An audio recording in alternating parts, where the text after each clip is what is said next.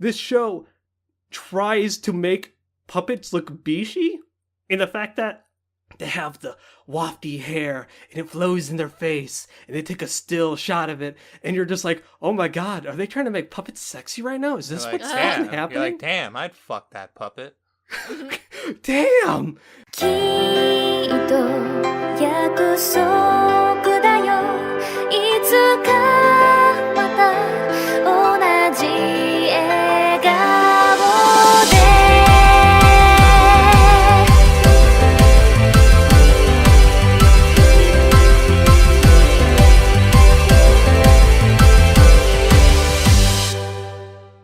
Welcome one and all to the box, the NA Chat Box, of course. This is episode 93, and I'm your host, Craigus von Maximus III Esquire. This is part 2 of the end of the year 2018 extravaganza.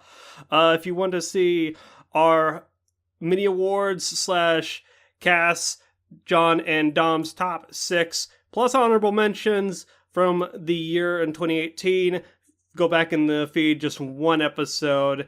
It was a good time. Lots of expressive opinions had, diverse.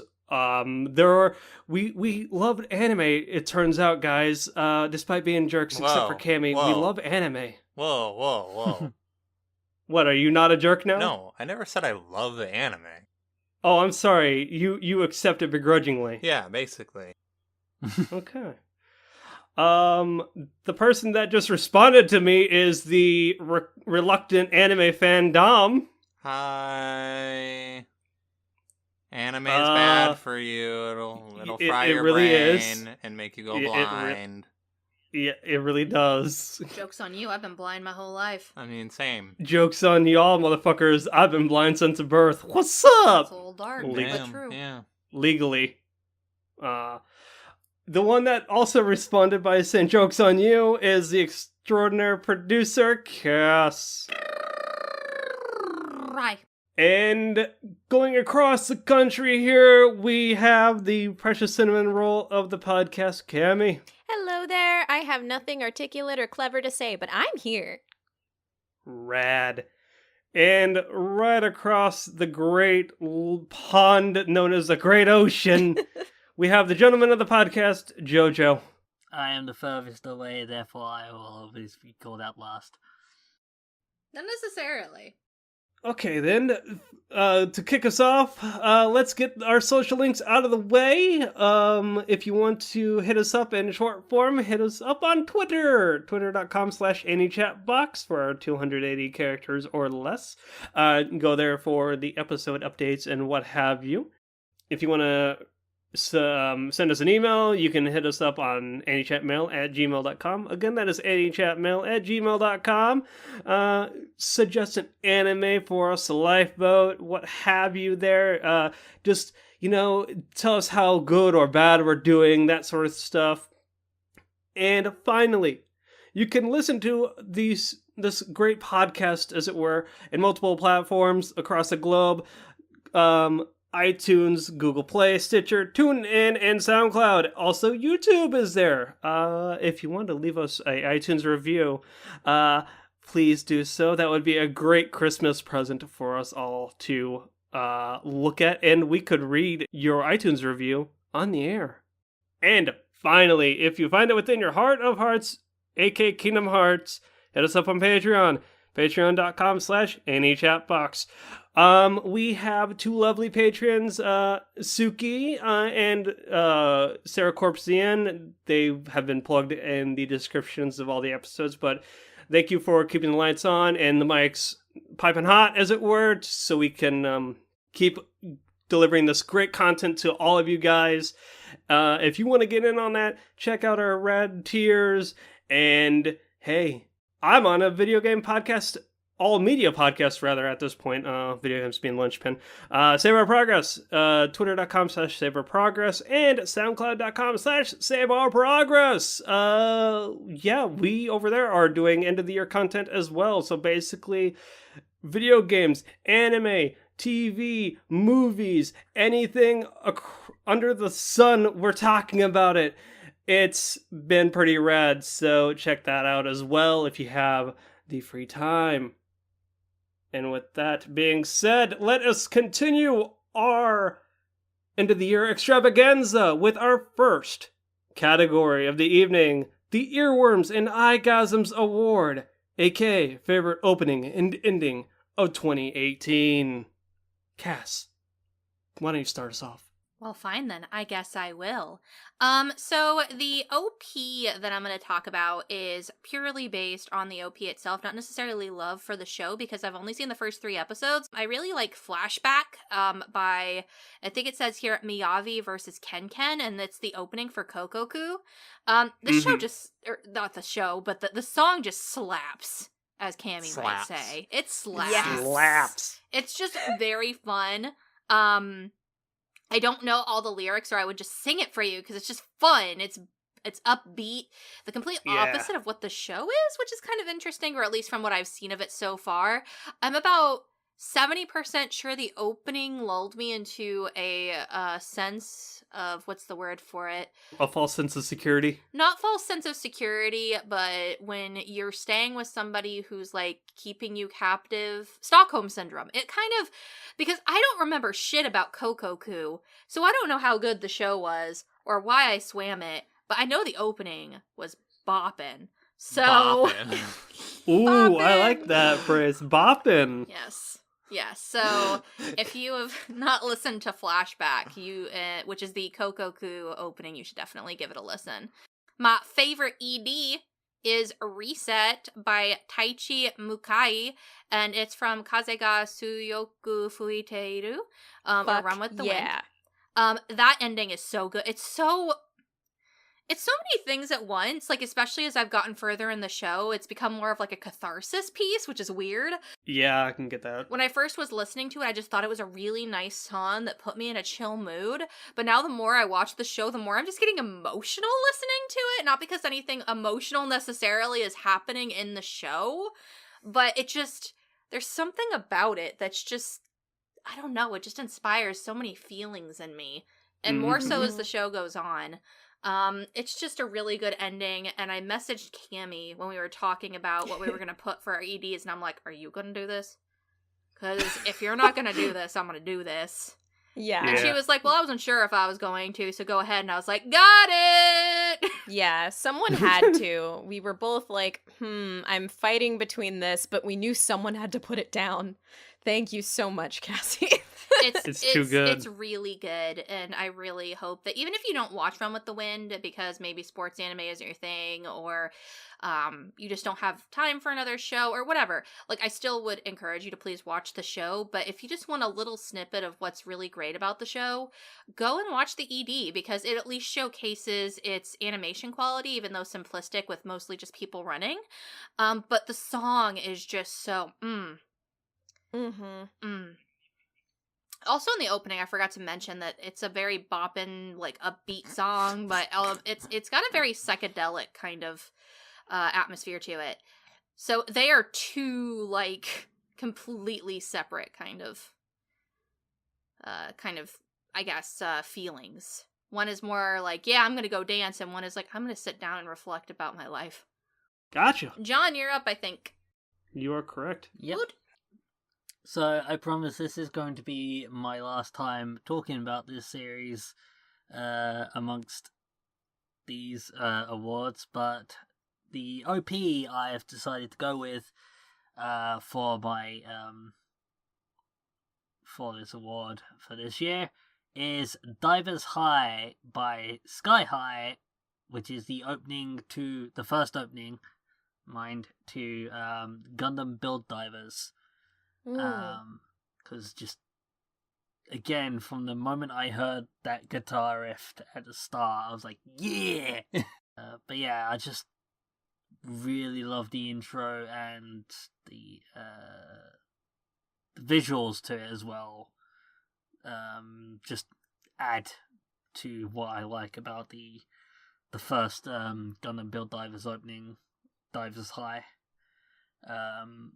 I've gushed about it in the episode where we talked about Build Divers, so I am going to scoot on over to my ED choice. The ED I'm going to be talking about is To See the Future by Karen Kohirui Maki. That's a mouthful of a second name there.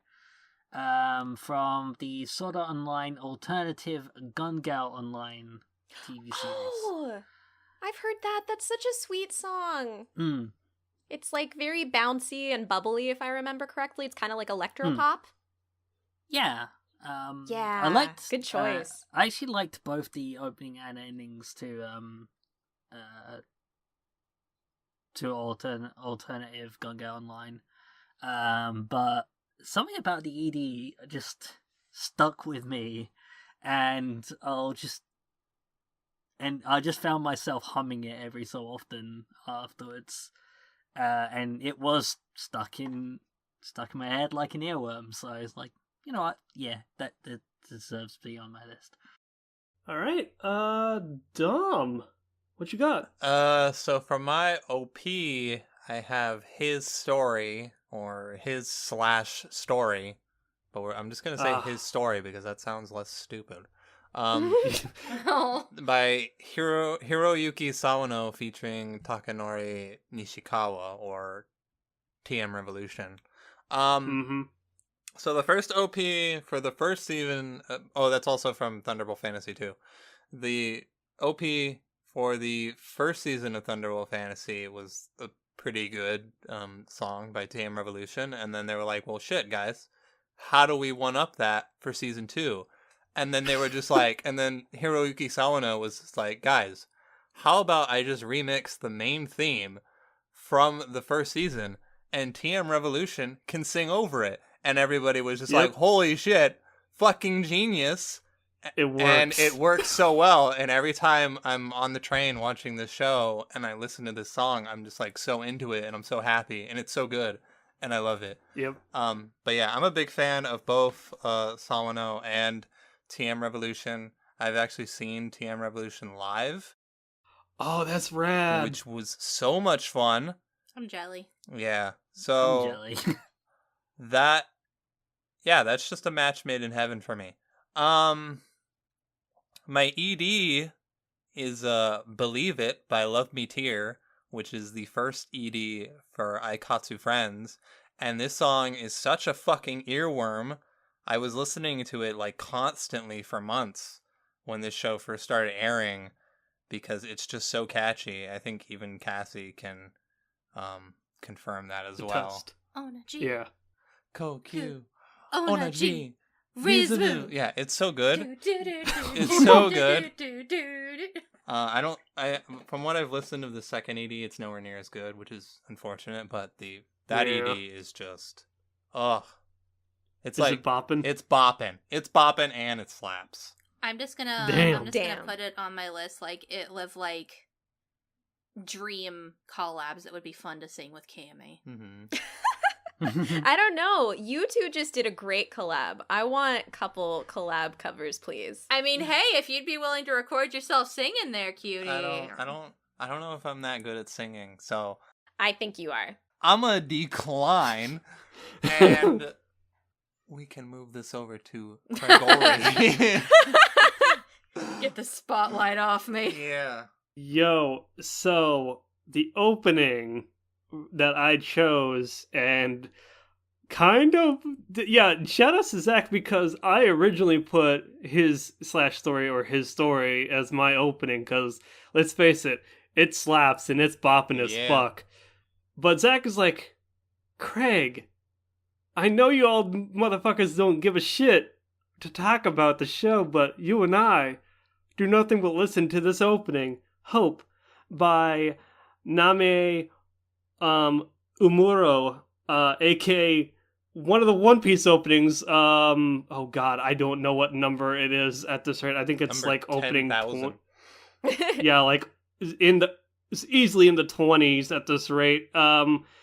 This opening, I have not watched this story arc. I'm still stuck in Dressrosa for God knows how many episodes, but like the story that goes along with it is Sanji gets whisked away back to the Whole Cake Island and apparently deals with the mafia, and he gets a cape, and it's essentially Luffy fighting Sanji. There's like a fallout, and the visuals and like match with the song. The song is just really good. It says something when we were playing this song in Osu, and Cass is like, oh wow, this song isn't like 5 minutes long, because the one gripe that, and I get this with One Piece openings, I'm too deep in, but One Piece openings are really fucking long, and Toei's really fucking cheap with the show and the fact that it pads the fuck out of One Piece, so they make their openings last forever. But Cassie even played, when we played Hope in Osu, she was like, oh, that's not bad. Yeah, it actually ended at a decent time. So not only lyrically, visually, and time-wise, it's fun, yeah. Slaps. It slaps, definitely. Gumma no slap in the face, Damn. probably. Gumma. The ending here I have is from a little show called Cells at Work, or Hatorako Sabo. Cheer S, or Cheers with the capital S, by Claris. I asked Cassis when I put the song down is, does the show, or rather, does the ending or the opening have to be like visually like baller to qualify? Because this ending is actually really simplistic in what it does. It's literally Red Blood Cell pushing her oxygen cart with the platelet just kind of sitting on it and swaying her legs like back and forth or whatever. And it's just, as they're passing other like cells just in the background and whatnot, and it's so cute, it's so calming, and just, it's a good time. Like, I like Claris music, and I think they do a good job in this case here as well. That song was like so ridiculously like therapeutic and cathartic for me. Like, Yeah. usually when I watch Cells at Work, I was already in like a good mood, but like in case I wasn't, the song just has to tell me, happy, good day, it's okay, all okay, and I would just be there crying like, it's okay, just watching the little platelet like bouncing her feet, which is a simple animation, but I think it really sells it because it's on beat to the song, and it's just so fucking precious. And I'm really glad that you mentioned it because it really deserves to be mentioned. All right, Cami. Sure. So speaking of an OP that I think has like the most succinct visuals to match song that I've seen in a long time that I loved is the opening Fiction by Sumika, which is from the anime Wotaku ni koi wa muzukashii, or Wotakoi, Love is Hard for Otaku. Mm-hmm. That's a good OP. It's a good OP. It's a good show. Yeah. But that opening, though. The opening is just phenomenal. Like, it's just bright colors. It's really brilliant, like, transitions. And there's so many, like, visual gags, too, that match the show. You know, you have characters, like, you have this girl flailing around with VR, like, a VR headset on her head. And then they're, like, all little, like, 16-bit, like, gaming chibis. Like, it's so... Yep. It's everything that suits the show, along with just the fact that the opening is such an earworm. And then you've got the couples dancing, and it's just so everything. And like, it was one of my favorite treats every week while I was watching the show, just to be able to blast the opening and watch it, and then occasionally Get and I would try to do the partner dances. It was mostly just me, but occasionally he would join in, and it was very it made me happy. So That's cute.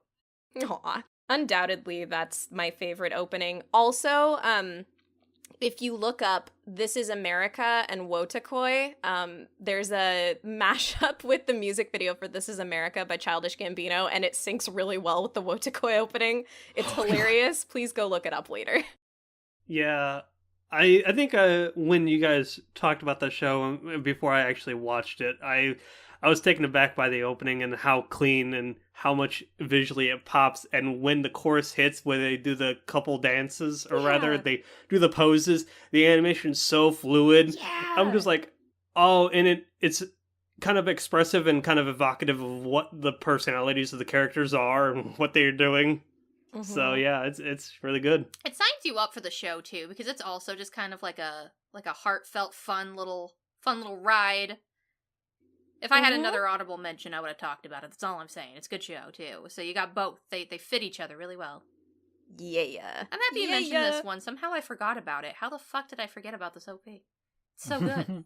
I literally just, like, scream every time I hear it, so that's why it was at the front of my head, I guess. Mm-hmm. But, yeah. And speaking of songs, again, that make me want to dance, there is my ED for the year, which I waffled on this a lot, but I do feel pretty satisfied in this choice. This ED, like Cassie's pick with Kokoku, is for a show that I haven't actually seen past the first couple episodes, and that's Come At Me by Nakamura Emi, and it's from the anime Megalobox. And okay, yeah. That's a good So- ED. I forgot about that one, Yeah. actually, but it's really good. Cami out here Yes. representing all the bops that we forgot. Somehow, all the solid bops. all the solid bops. All the slapping bobs. This song doesn't slap, man. This song punches. Ooh. Yeah, it does. Damn, girl. Yeah, so, like, I heard about Nakamura Emi actually last year. She did a opening for the anime, I think it was called The Laughing Salesman, which I didn't watch. It looked weird, like, it wasn't in my interest. But I ended up hearing the song that she did for that, called Don't, and I was like, damn, she's got a really good voice. This is cool style. I really like it. And I thought, that's all. And then we watched the ending of episode 1 for Megalobox, and I'm like, wait a second, is this fucking Nakamura Emi? Holy shit, I'm so excited. So I just love her voice. It's very resonant. It's very, like, in your face, but also very clear and pure in tone. Mhm. And I just really love very strong female vocals a lot.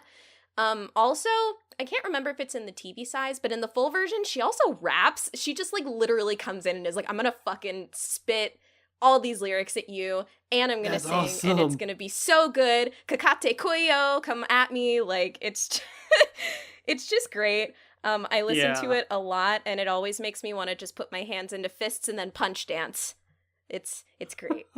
That's awesome. Also, it doesn't have, like, the craziest visuals. I think it's, like, scrolling and neon Yeah, signs. it's Yeah, it it's is. very normal. Like, just kind of mostly it's just the credits to, like, very stylized credits, basically. Yeah, Mhm. exactly. But the song really sells it, and I definitely wanted to give it a mention this year. Now we move on to my top 6 anime of 2018 Yay! with honorable mentions. Woo! My number 6 show here is Skullface bookseller Honda-san. Oh my god! Wow. Yeah. Yes! So I noticed something about much akin to like what Cass said earlier is a lot of my shows and where I really got into anime this year rather than just kind of like doing watch a few episodes and fall off. Fall I really kept up with because I'm like, man, the diversity and the content that's coming out is really good. And this is a 11-minute episode each Sunday that drops. And it's, again, how Kemi said it earlier, it's an interesting take on how Honda's voice actor sells just the fact that he's a bookseller selling comics and Western comics and whatnot at a bookstore. And just dealing with the craziness of foreign like customers, dealing with random questions, insight into how a bookstore works, because this property is actually based on the manga by the guy that actually worked at a bookstore. So it's got a lot of intrigue into it and a lot of comedic bits. Like, if you're not going to laugh at an episode, then at least you'll learn something new about like how the business works. Heck yeah. Aw, yeah. Number 5 on my list here is Pop Team Epic or Puppetifiku. It Two shows up on 2 lists. lists. Suki's gonna celebrate.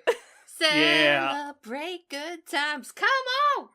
So basically, this show came out in the winter season, and I'm like, outside of Devilman, like, I can't really remember a lot of what happened. Like, winter feels like such a distant memory to me, but like when I think back, I remember just the zany humor of this show, and comedy's not for everyone. So what I thought was like funny, some people may not think it is as funny.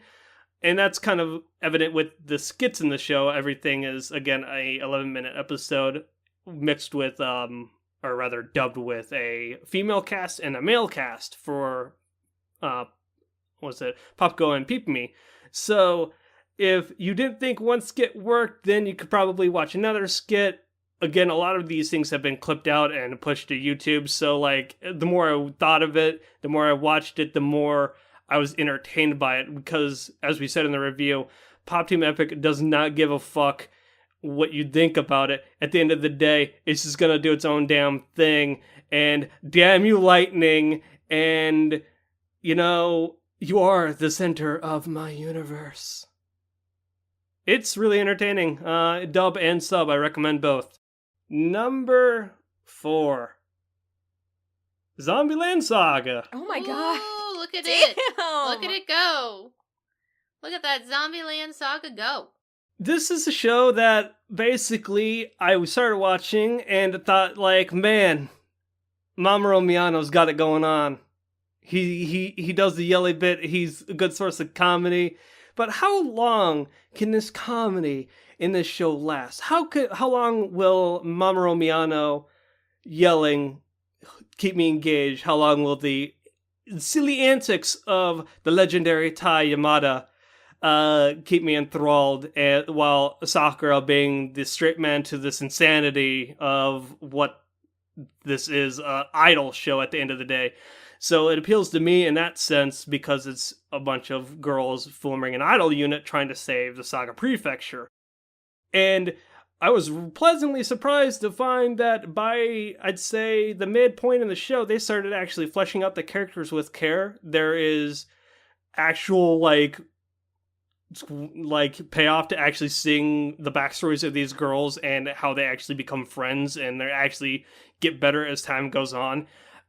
Kudos to Mappa for actually, like, keeping this in the dark and everyone not knowing what the fuck it was until it actually dropped. And, yeah, just all around a quality product. Number 3, Run with the Wind. Yeah! Oh my god! Yes! Represent! I've described the show as very wholesome. This show, every week, every Wednesday, it drops, and I'm just like, I need to watch this. This, again, with Zombieland Saga, it's a fall show, and fall's just had such a bevy of quality products and shows to actually consume. And we've talked about it before, where the fact that it's different and the fact that everyone is in college, different stages of college, and this is actually based on a novel rather than a light novel or a manga. So it's whole different ballgame. While it is a sports show, it's not I'm going to, like, literally shoot, like, energy beams with the basketball or, like, fucking break the animation with, like, my super spike across the volleyball court. No, this is really just kind of even more grounded, like, sports show where it's just a bunch of guys in college in, like, this old kind of, like, sort of run down apartment complex forming a team and running to try and make the Hakone Ekiden. And while there are those that are well more equipped to actually running in a marathon, or there are those that are actually less equipped, at the end of the day, it's the camaraderie and the fact that there are so many soft boys and precious sons, and it's just there's a fucking Sheba in the show too. Nira, I love it. It's so good. Even if you can't really get behind a character, there are, like, a whole bunch of other characters to get around, and just to see them make strides and actually improve and get one step closer to actually getting into this mass relay is actually really interesting to see. And we're already at the halfway point as of this recording. I am eagerly awaiting to see what happens next, and the character developments and the camaraderie / bonds that are formed along the way. Number 2, Thunderbolt Fantasy Season 2! Yeah! So, what else can be said about this show that hasn't already been said? It's music, it's baller, it's action, has been ratcheted up to be even more dynamic with its puppetry, its camera angles, the acting. There's literally, without going into the details of the scene, there's literally a guy that is shaken to his core that he literally sweats a sweat drop on the ground while the camera's making so many jump cuts to actually look at the face and the eyes, This show tries to make puppets look beashy in the fact that they have the wafty hair and it flows in their face and they take a still shot of it and you're just like, oh my god, are they trying to make puppets sexy right now? Is this You're like, what's damn. happening? You're like, damn, I'd fuck that puppet. Damn! And it's just got like the baggage or like the problematic elements of season 1 with the pacing and the over like explanation of what the fuck is going on is, at this point, all bets are off. You know exactly what you're getting into. It's a more narrow focused story about Shangbu Huan. It just does also a good job introducing a few more characters while actually fleshing them out. Kudos to them actually making me care about a villain. If you got through season 1, I definitely recommend season 2. Do y'all want to guess my number 1? Well, I think most of us know. Yeah. Devil Man. This story strikes an interesting balance in showing what the worst in humanity is or can do given a situation, and also strikes an interesting balance of like showing hope and belief in your fellow man and actually the power of like friendship, family, like learning to accept each other for who a person is rather than outright rejecting them. Also, Masaki Yuasa's just dynamic, kinetic, fluid animation. Just, I don't know what else to really say about this show other than it is not for everyone. I will definitely say that. It is a trip. At least the first 4 episodes are akin to an acid trip. That all being said, it's one of my favorite shows of the year. I still think about that show to this day. I've watched it twice over this year, both dub and sub. They are both fantastic. Yeah, Go Nagai, man. This made me want to watch like Cutie Honey and Mazinger and all of his takes because he's the guy that set the precedent on a lot of like tropes or rather trends going forward in anime, and it is amazing to see that it got its dues. Also, one final thing, the rappers in the show, amazing. Even in the dub, they don't dub the raps over because Japanese rapping is like, again, a kinetic sort of like free flow sort of thing, so it's kind of hard to really get that beat for beat. But if you listen to the raps, they actually give the context of what's happening in the world at that time. So it's actually really cool to like actually listen and be in awe of the rad rapping skills. All right. And finally, my honorable mentions. Number 1 on my honorable mentions is Heartcatch Precure. My project that I've kind of undertaken on top of watching seasonal anime, playing video games for Save Our Progress, as well as kind of like being into the superhero time Saturday morning power hour known for Super Sentai and Kamen Rider. I've been in that camp, but when they announced Glitter Force on Netflix back in 2016, that's actually, if I recall correctly, when I actually outreached to Dom over there to be like, yo, where's a good place to start? Back in the day. Back in the Back day. when I fucking ruined you. Yeah. Now, the project of systematically watching every Precure show out there. This year, I've consumed so much goddamn magical girl punching bullshit that I'm just like, oh, I love it. I love the character types.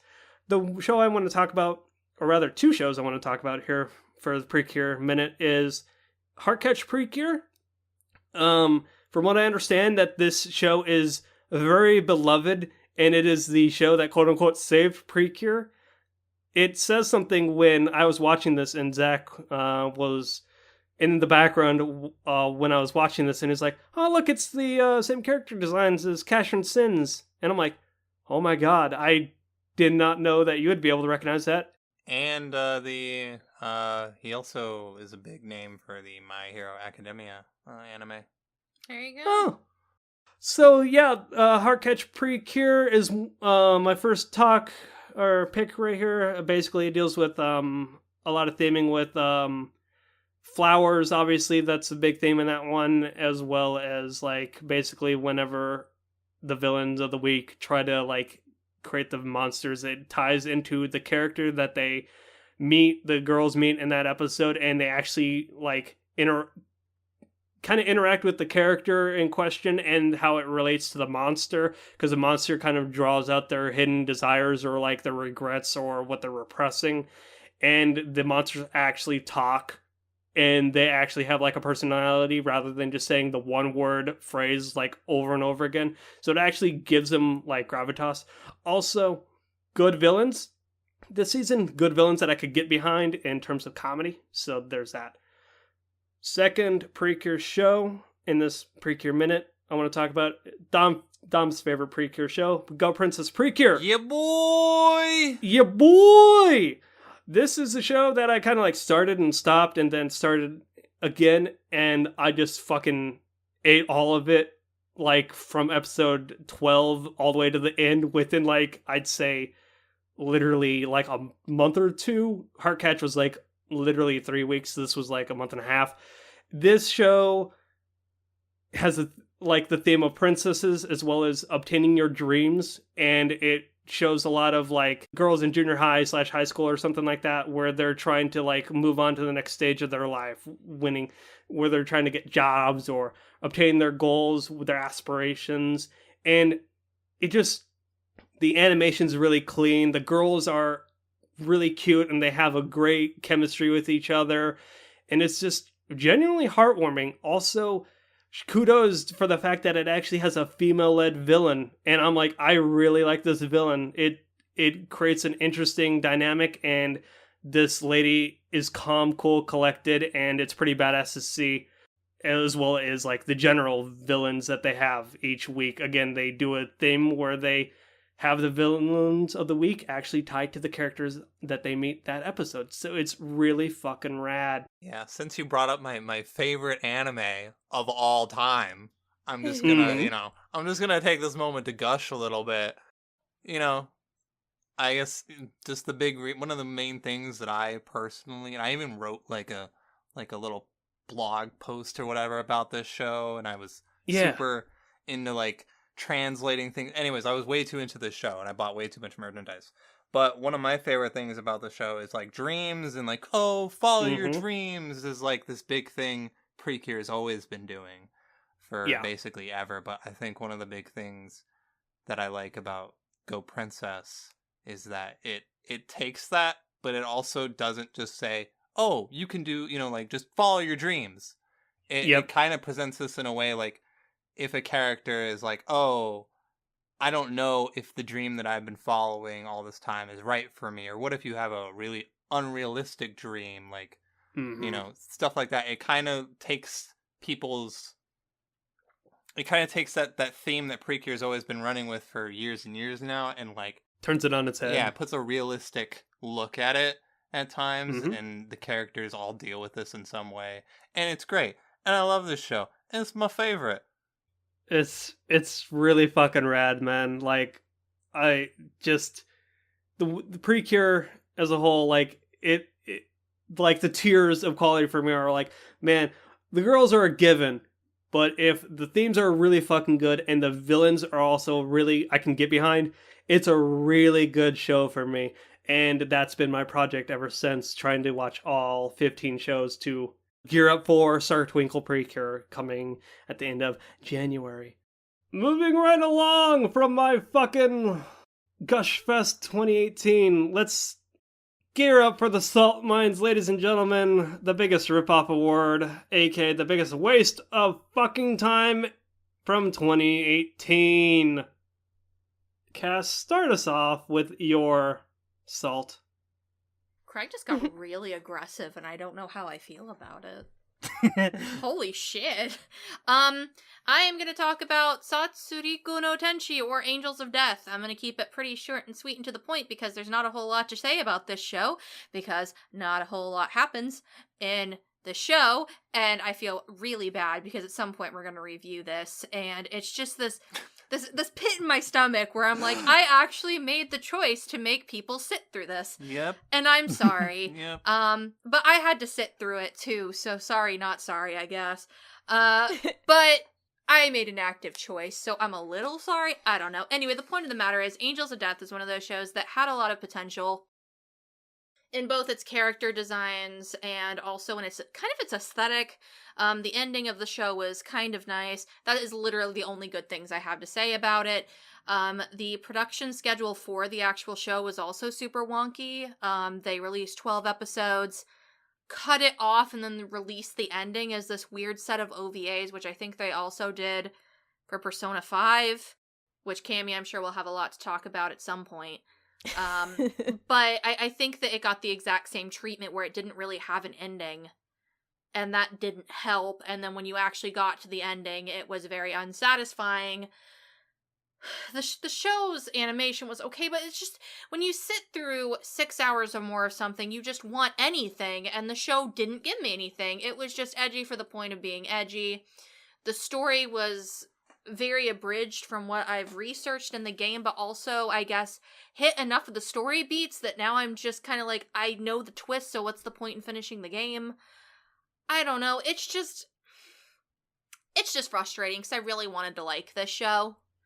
There are probably worse things than Angels of Death that exist, but it's a huge waste of time. It's not worth anybody's time, and that's the big, it's just, sometimes things that are just terribly mediocre are even worse than the things that are bad. And Angels of Death is a very perfect testament to that, because at least with something that's horrible, I can laugh at it. This has just felt like unfulfilled potential, and I was very frustrated with it. The main character has really no character growth. She has a twist at the end that doesn't make a whole lot of sense. She was the bad guy the entire time. I'm not going to say what the twist of the show is, because I'm not here to spoil the entire show. That's not this. But you'll figure it out if you look it up, or I'm sure we'll bitch about it when we actually review it, because we're still reviewing it. Yep. I'm not on that one. Yeah. Yeah. You are on Me Uzumate, too. though. I don't have a fucking choice on that one. Unfortunately. I told you to get the fuck out. You didn't listen to me. If I had known that this came with Uzumate, I would have been like, sorry, honey. Not too bad you're in now. At least you don't have to watch Angels of Death. But yeah, I don't know. I'm pretty sure that for those individuals who can turn off their mind, or people who've been previously exposed to the game and loved the game, maybe they could see this as just added material, but as a standalone adaptation, it's very bad. It just doesn't have a whole lot of forward-pushing momentum. It also did that weird thing where it had some development after the credits on some episodes and not on others. That's a weird nitpick, but it still was kind of annoying. But yeah, it's just a waste of time, guys. I wish I could get it back. I literally finished the show, and this is where I'm going to wrap things up, I promise, or I'm just going to start repeating myself, but I literally finished the show a few weeks ago, and I was laying in bed, and Dominic had already fallen asleep, and at one point Dominic woke up and rolled over and looked at me and was like, "What are you doing, honey?" And I was like, looking up everything there is to know about this game so I can just find something redeemable for what I just did. Because I just felt so let down and disappointed and just, okay, I'm done. Damn. All right. John. Thankfully, I didn't swim anything that I felt like was too much of a waste of time for me this year. The thing that did leave me with the most frustration about how much time I wasted on it, though, was Ingress the Animation. Mind, I only watched 3 episodes of it, but the amount of time I wasted just trying to get hold or like find this in a way that I could watch it and all the other first and everything to do with that.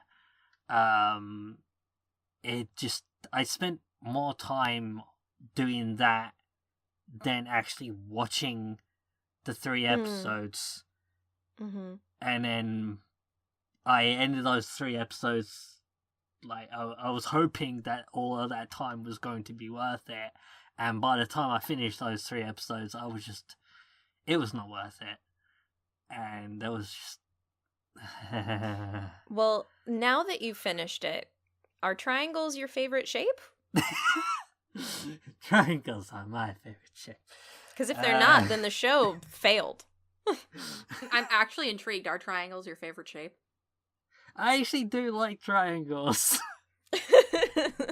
Just the fact that is the one lyric from the intro that I've managed to remember. I just keep on saying it anytime I see triangles now. Okay, pitch idea. We save up money. We go on an Annie Chatbox trip to Egypt to see the pyramids. Oh, there we go. And we all pose in front of one of the pyramids with a clear picture, and then we will all hold up a sign that says, "What Ingress the animation gave to me." Yes. Yes. Crowdfund it. Let's go. Alright. Dumb. Yeah, my biggest ripoff award goes to Darling in the Franxx. Yeah, much too. I mean, this was your idea, honey. I didn't have much else to really put here until you suggested it. So, thank you for allowing me to dunk on this show. What a... So, I like robots and stuff. So I was initially cautiously optimistic about this show. It did not give me very good robot action. And so no, that is a big reason I consider it probably the biggest ripoff. Because like I said on the last episode, I don't tend to watch a whole lot that I think sucks. If I think something sucks within even the first episode, I will probably drop it. Yeah. I don't think this show is a complete dumpster fire, but I think if I had not been watching it with Cassie, like if we had not undertook it like together, I would have dropped off well before the very end of the show. So yeah, I'm not too big of a fan. That's fine. I could just start sending like Hero and 02 fan art to John, and we can. You guys can enjoy all that sweet cheesy ass fan art all you want. I'll be over here. Oh, but Goro's pretty cool. He's cool. I like him. Goro's great. Best part of the show. Anyways, that's me. At the end of the day, the biggest ripoff award for me is, I kind of adhere to, if I don't really like a show, then I'm out after maybe an episode or 2, maybe 3, if I'm really trying to find the meaning of life into a show. My pick for this category is the seminal winter anime of this year, Citrus. This show is not good. It is not worth your time. I stuck it out, but was it worth it? No, not really. You only see you only have like 1 or 2 scenes of them, 2 girls kissing, but it's really fucking abusive. It's really fucking rapey. It's really it's really toxic. See a girl be pushed into a corner, then reverse that and push back. Because what is love? Baby, don't hurt me. Don't hurt me. No more. Not really worth it. I read the manga. Is it worth it? No, but I'm trash. Thank you for listening to me in my soapbox. Cami, what you got? I don't know what to feel. Like, I don't know if you actually said that you disliked Citrus, more that it just was... It sounds more like a guilty... It feels like more of a guilty pleasure for you. Exposed. Which is fine. A guilty pleasure can also still be a waste of time if it makes you reflect and you're like, why? I mean, I guess I counted it as like a waste of time because nothing really, nothing of value happened. They were kind of dicks to each other the entire time. And at the end of the day, Okay, that makes some more sense to me. So you enjoyed some bumps along the way, but the resolution made those bumps not necessarily even worth it. Okay. like at the end of the day, when you compare this shit to like Kase-san or even Bloom Into You, this show's like schlock. It's more just like it's fetishizing a lot of bad things, and it's trying to be like they'll read and watch it because it's two girls and they're kissing. I mean, fuck the situation, right? Literally, a girl pushes a girl onto a bed and then breaks down crying, but they'll be in it for the kissing, right? It's not. No, it's bad. It's bad. Okay. Cami, what you got? Persona 5 the animation. You sounded like you were in physical pain. I am. There was more words need to be there said. were no introduction, no nothing, just pain. No. I just need to know. Did the Pancake Sun save this show No. in any capacity? No, Okay. because they bastardized his beautiful image with shitty animation. I mean, that's Yeah, they- Cloverworks for us, so. Yeah. I want it you looks- guys to listen very closely. This is one of those few times where you get to hear Cami be a little heated. It's rare, and it's beautiful. Oh my It's god. a wild sight. I went to Otakon, and I met up with a friend of mine, and we're both really big Persona 5 fans. So we went to this like exclusive Persona 5 the animation panel put on, Oh, and no. when we were coming in, they were playing the OVA that came out before the show was done. That's Persona 5 the Daybreakers, which was Yeah. done by a good studio. I think it was either, I don't know. It was a good studio. Was a really nice OVA, especially Yeah. even on rewatch. There was a lot of like very subtle storytelling in there that I liked. And so then it turns off, and then they're just like, hey, how did you like the OVA? And I'm like, why couldn't it have been the entire series? Like, why? It was so good, and what we got was shit, which by that means is just that, I don't know, it was just so disingenuous to the game. It was just really uninspired animation that oftentimes looked really janky. They didn't adapt things well from the video game. The characterization was rushed through. As Cassie said, it didn't even end with a proper ending.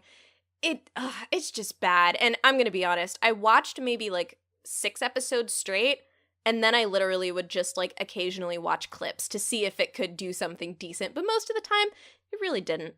It sounds like you were just taking shots.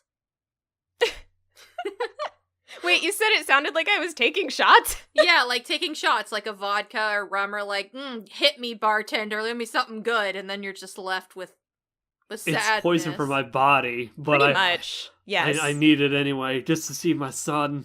Yeah. There My- was like my poor son. one fan servicey clip that I got of my favorite character, and that was fun. But like, I like to imagine this didn't exist. That's all I'm gonna say. Well, let's wash off the salt. Let's get out of these minds. And Cami, why don't you tell us what your top 6 anime of 2018 are, as well as maybe an honorable mention or 2. Oh shit! Buckle up, we're here. That's awesome. You get to be from being sad about about an anime to being happy about a bunch of others. Yes, actually, the salt and anger is a really good transition into my number 6 pick for 2018, which is Agretzko Rage! That's good. That's really good. Yeah, I really love this show. I watched it one night, I binged it on Netflix, and it was almost like a vent for me. I think that this show, despite having obviously very, very, like, you know, it's cartoon, like, animals and stuff, it really gives a good depiction of, like, life as an adult and working life and being trapped in a job that you hate and, you know, trying to figure out how to better your life but not really knowing exactly what to do and the fumbles that come along the way with that. So this show was, like, a vent for me a little bit. I really loved the characters, even just for, like, the little glimpses that we saw of them, and sometimes some characters were like blatantly a stereotype, but they were very well done. And I also think that the show had some nice elements of feminism in it. I'm not, hugely versed in feminism, but there were some things like having a relationship show up and it's not, and it ends, and it doesn't end because of someone treating someone bad. It's just, you're not right for me. You're not making me happy. And it's like treated as okay, which is really nice. There are women in like different positions of power, which is awesome. There are women that are doing a traditional career path. There are women that are doing a non-traditional career path. There's a woman who initially is blamed for being kind of a suck-up, but then you find out that like she actually puts thought into the way that she acts. Like it's just, it's a really good show. It respects its characters. I am so fucking excited for the Christmas special and season 2. So Same. it had to go on there. I just realized Craig and Cami are the only ones so far to put shorts on their list. Oh, there you go. That's true. I forgot. It is a short series. The full thing is like 35 minutes. Yeah. That's awesome. A few hours at least. Yeah. And also, yeah, I think I also had to mention it because I was a Gretzko at KomoriCon this year. A very casual version, but I was, so. You were adorable. Speaking of cosplay and otaku-rated things, my number 5 pick for the year is Wotakoi Love is Hard for Otaku. God bless. So, this is a show that I know, like, objectively isn't, like, amazing, and it, oftentimes it had some sort of janky animation. It's not perfect, but this show just every week was, like, my little piece of joy the season that it aired. Like, it was just, it made me so happy. It depicted, again, adults in working life, which, honestly, when I look at my list, I think that's just a trend that I'm very attuned to now as a working adult. I love to see that reflected in my anime. And also just adult relationships, both in the workplace and also socially, at home, being casual. One of my favorite things in that show is when these adult friends have sleepovers. And it just reminds me so much of, like, when I've hung out with Cassie and Craig and Dom and John and people, and we have sleepovers. Like, it really resonated with me, and I really appreciated that representation. And it also gave me fluffy romance feels. The main couple reminds me a lot of my boyfriend and I, and so there were many times we just look at each other and be like, heh, we do that, which was fun and something that I really appreciated. So, yeah, this show, it's not amazing, but it left me with a big smile on my face, and so it was one of the highlights of the year. I'm so happy it was on someone's list. Right? I was trying to squeeze it onto mine, and I was like, and then you did it, Yeah. and I'm so happy. Yeah. Too many good shows. There were a lot of good things this year. It was good. My number 4 pick, which is also really good, is Laid Back Camp, or Yuru Camp, which is so many fucking lists. Was it on Yes. everyone's list? Was I don't think Craig had it. Nope. Yeah, Oh, Craig's Ruined the outlier. train. Craig, please. I was about to be like, does this unofficially make Yuru Camp the anime of the year, technically? I broke the mold. It's I okay. mean, if we're on majority votes, it still counts. So, like everybody really said, this is just such an excellent example of cute girls doing cute things and the comfy genre. I think for me, it's honestly become like the staple, like, excellence of cute girls doing cute things and the comfy genre. It was just all around really fun and enjoyable, from the characters' personalities, the settings they were in, where they would go camping, the things they would do while camping, even if it was just like taking selfies in front of the stars at night and sending funny texts to each other. Like, it was just so good and wholesome and charming, and I loved it. I will also say, outside of Hina Matsuri, that Yuru Camp gave me the most, like, actual laugh out loud moments I think I had while watching an anime. Not only, like, the famous dog scene that's already been mentioned, but I always remember when Rin is texting her best friend and she says something about getting mauled by monsters, and then it just shows her little text message and she's like, oh no, they're attacking me. Just like, Just little moments like that really made me laugh so hard. I love Yuru Camp. Everybody is right when they say it's great. You should totally watch it. It's one of the highlights of 2018 for sure. Okay. Moving right along to number 3. This was unexpected, but Violet Evergarden. Ooh. I really loved it. I checked it out in the summertime, just on Netflix randomly, and obviously the art is stunning. Like, my eyes are melting from how beautiful it is. And I also think it was a very refreshing setting and a sort of narrative for KyoAnni to do. It's a little more outside of their wheelhouse, I think, which I enjoyed.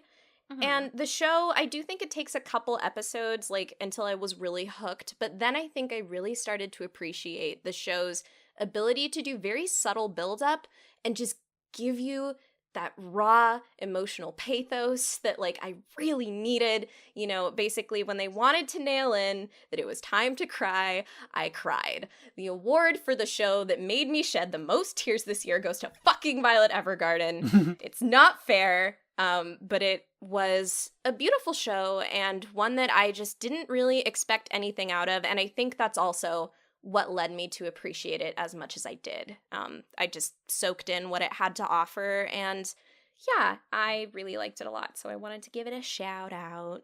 It's one of those ones on my list where I'm like, should I go back and try it again sometime? Because everybody Sometimes it might be a thing where you need to be in the mood for it, you know? Yeah. Some people have promised me that after the first 3 episodes is really when it starts to go, and those are the only episodes I watched. So I'm like, perhaps. Yeah.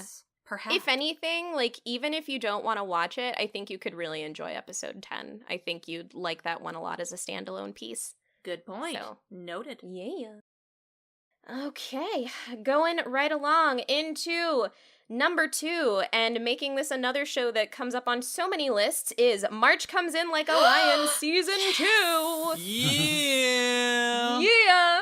And I'm also just gonna say, like, number 1 and number 2 were so fucking hard and contestable this year. So that's just, it was a really hard pick, and I will hopefully explain why I chose my number 1.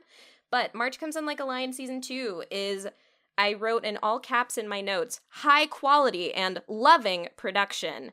Like, every artistic detail in this show is implemented for a reason and with passion and for expression, and it's just expressed beautifully. Like, it's hard to really describe it without going into a lot of detail, but if you see it, you know what I mean. Yeah. As Cassie and Dom mentioned, it's a really powerful narrative on a whole lot of fronts for a lot of characters. Nobody feels like they're just treated shallow. Everybody is extremely complex and has depth, and the things that they are going through are real life things, are often really hard things to take a look at, and it's so good that the show does. The cast and characterization is phenomenal, and in all caps, Chika Umino! Oh my god, it's so fucking great! Like, what needs to be said that hasn't been said? March Comes In Like a Lion is phenomenal and amazing, and if you are not watching it, you are doing yourself a disservice. Preach it, girl. Go! Go! Y'all warmed me up on that one, you know? Okay. Yeah. This is gonna be really easy, but somebody guess my number 1. I feel like it might be a place further than the universe. Today's menu with the Emiya family. Oh, nice, John. Doubleman Crybaby. It is a place further than the universe. Sora yoimo toi basho. I was the only one who tried. What the heck? You tried and you got it, though. I was waiting. I was waiting for this one. Yeah, this show just, wow. Completely out of the blue, took me by surprise and blew me away. Some of the things that I think make it really notable in my mind this year is the fact that it was an original anime property. It wasn't based on anything preceding beforehand. It had a beautiful pedigree being treated by the lovely studio Madhouse. And again, for an original show and a 12-episode original show, I feel like it was just really succinct in narrative, in its characters, in its production. It all just, like, started somewhere, led you on a journey, and wrapped up beautifully. And I feel like there's so many times with anime nowadays too where I can just complain about, well, the ending wasn't necessarily satisfying, or oh, it's left for more. This is just a really nicely tightly woven show, and I love it a whole lot. It was emotionally impacting. I love the cast. I love the music. I love the art. I love the penguins. It inspired me to take hold of my dreams, and it reminds me of what true friendship is. Oh my god. I love it. I'm a cry. Yes. So that is why it's number 1 for me this year.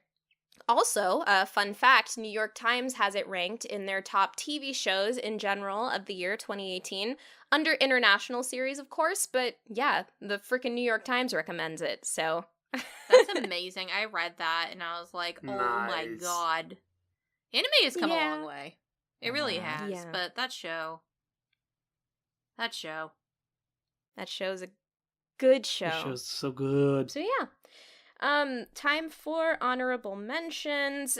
So the first one is really predictable if you know me, like these hosts do. It's called Croisé in a Foreign Labyrinth. I don't shut up about this show since I watched it. It's a little show from 2011. It's about a little Japanese girl named Yune who goes to stay in Paris in the late 19th century. So it's an interesting time in history. And she just lives with these ironworks men, like a grandfather and his son, and she just gets to be in Japan and like learn things and be swept up in the city. And then all of the people that, did I say Japan? She's in France. She's in France. And yeah, she just soaks in the atmosphere and everybody's touched by her because she's so sweet.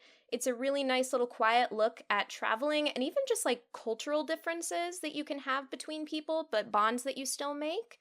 And, you know, it really made me want to go to Paris, and then I did this year. So that was cool. And while I was in Paris and I took a boat tour on the Seine River and passed a lot of bridges and famous buildings, I just kept thinking about like Yune on the bridge in Croisé when she was watching the sunset. And it just like, it made my heart really warm. I'm a terrible, disgusting weeb. But yeah, it's a great little show and I loved it. And we love you. I love you too. Also, it provided a really good example when I was describing to everybody what the honorable mentions could be like. So you are a great example for us all. Thanks. Thank you. Especially for dealing with my rambling. Alrighty. Going on to the other one. John actually spoiled this one. It's fucking Today's Menu for the Emiya Family. Oh! Look at you! Your joke ended up being real. Look at you go. Yeah, it was did. actually one I was considering, but This show I wanted to give a mention to because it's an anime that aired all throughout 2018, but it just had a really interesting schedule. This show had an episode come out on the 1st of every month during the year, so it was just very spread out. It's basically literally Ufotable taking the Fate universe, specifically like the Fate Stay Night universe, and just being like, hey, instead of all the things we usually do, like give really edgelord characters, vague narratives, the things that people don't like about Fate, let's just take that away. Let's strip this down to just the characters in a nice, comfy little life where Shiro cooks food, and it's a cooking show and slice of life. And you know what? It works. It works really well. I like food a lot. It's something that Get and I bond a lot over. We love to just go get food and like talk about how good it is, try new things. We watch a lot of like Netflix shows about food, etc. And also, unfortunately, now I also love Fate. Kind of begrudgingly, but Get dragged me into this pit of hell. So it was kind of the perfect date show for us. Like, you know, we just kind of cuddle up together and watch it, and it's the kind of show that almost exactly caters to his taste, so I really just enjoyed, like, how happy it made him as well. That was something that was really nice. It's a sweet show, and now that it's all out, I wanted to be able to give it a mention, because you can watch all 12 episodes. It's also almost satisfactory in, like, a sort of fanfic way. Like, there are characters that never interact in actual, like, Fate Stay Night canon that, like, now get to interact, and I'm like, oh, I ship these two now. Okay, this is great. Oh, I'd really like it if this character could call this other character Nichan. Holy shit, she did it! I'm happy! These characters I want to get love are happy. It's so great. So, you know, shout outs to that. If you're not obviously into Fate, it might not be as enjoyable, but if you are, it's a cute little show, and you should check it out. I'm also so tempted to copy down some of the recipes from this series. Oh, heck yeah. And try cooking them myself. Yeah, they teach you the recipes too, which is fun. Like, it's very grounded. It's not like Shokugeki no Soma, which you have to do a little digging to learn how to cook stuff. It's kind of like Yuru Camp did. Yuru Camp also gave a couple recipes. Yeah. Yeah, it's nice. All right. It sounds like it was a surprise. Much akin to our next award. Out of left field, aka the biggest surprise of anime 2018. Okay, so I touched on this briefly earlier, so I won't hang on it for too long, but I have always been kind of like how Cami mentioned earlier, that she has always been kind of interested in Precure, but never knew where a good jump off spot would be. And in that way, I kind of picked up Hugto Precure around the same time. I think I was taste testing a couple of others, and despite how much they pretend to be butthurt, I think that, you know, Dominic's pretty happy that I finally found a Precure show that I can jam with, and also admits that it's a pretty good show. But I was not expecting to like it as much as I did. I've been in a slump in the last few years with magical girl shows, especially because a lot of them that are coming out outside, you know, the Precure series and a few here and there have been we're trying to be the next edgelord magical girl show kind of shows. And that's all you got. You either have a Precure series, you have Edgelord's Magical Girl show, or nothing. And that's it. That's all you get. Unless you want to go back and rewatch something else. And that was something I had flirted with as well. I've been meaning to go back and give Shugokara another chance, and oh my god, and so and I will watch that with you. I mean, that sounds like a date, girl. We got to finish Oron too. Oh yes, that's true. So I went into this show mildly watching it because I thought that the synopsis sounded very absurd. I also was drawn to a fact of the show, or a part of the show that a lot of people weren't, and that's babies. This show advertised babies from the moment that the first initial leaks dropped back in 2017. And everybody was so upset, and I was like, babies? Where are babies? I want to watch a show about babies. Motherhood. I love anything about motherhood. We'll get to that later too. But this show, while touching on a few of those things, there was a stigma that the show would possibly go in a direction that's trying to teach kids, in addition to, you know, them begging people to have kids, but teaching young girls that, like, this is like a role that you're expected to assume. Where Hugto Precure, since I started watching it, and I think it surprised a lot of people, it's actually very innovative in telling kids that you can be whatever the fuck you want to be. But also not just in, you know, the general sense of achieving your dreams, which from what Dominic has told me is something that they've always done, but also you can be whatever you want to be in your personal life, whether it be a rock star, an idol, or if you just want to be gender fluid, or if you're a boy who wants to wear a dress, or you're just not sure what you want to do in general, or you just are so scared of growing up. Those are things that are really interesting, and I wasn't expecting to encounter in Hugto Precure. And to be fair, I think a lot of other people weren't either, even people who are veterans of the show. So, long story short, I got all of the stuff that I wanted and was expecting to get, such as beautiful transformations, which, oh, young 6-year-old Cassie was so happy in my heart, watching these pretty sparkles fly around and these girls getting their cute dresses. The aesthetics were very nice. I also really love that the girls get in and fight. They punch things. I'm very quickly being moved into the camp of girls hitting things is really awesome. Yes. Yes. I've always been a fan of powerful girls. Yes. Cardcaptor Sakura, she uses a staff and magic. A lot of powerful magical girl characters who I've enjoyed often use long distance weapons, wands, magic, which is fine. But there is just something really satisfying about watching a girl in beautiful clothes punch a monster in the face. She gets it. She Heck gets it. Yes.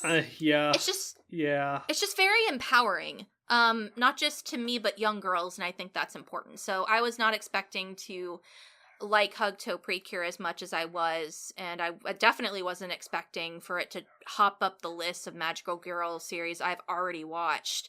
And it also is making me want more. I want more of that classic magical girl feel.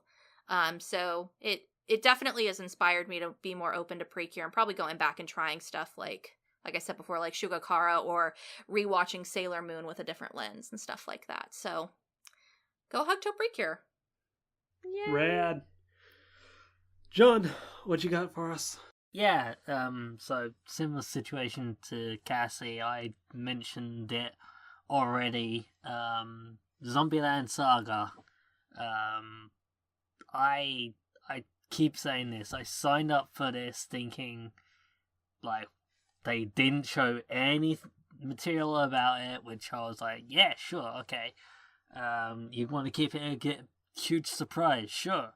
But I still signed up to it expecting some, like, typical zombie survivor horror-esque series, somewhat akin to either Gakko Garashi or High School of the Dead.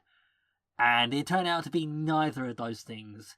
It turned out to be a series that does not give any fucks at all, and I ended up loving it, even though it was definitely not what I signed up for at all. And it's just continues, like, after I watched the first episode, I was shocked, amused, but worried that they were going to drive this one joke into the ground. But every episode continues to do something new to keep it fresh, or just actually have some real heart behind it. And so, yeah, I am constantly being surprised by this series. So, yeah. Awesome. Cool. Dom?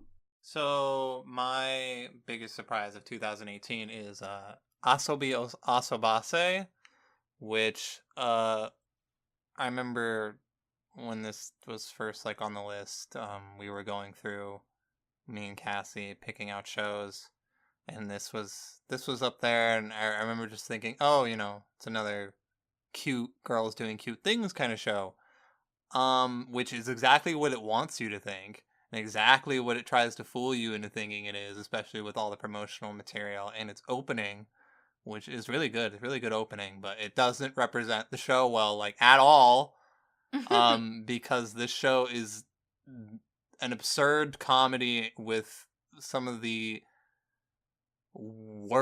best, worst, like, girls that I've seen in an anime, because they're all so crude and just terrible, awful people.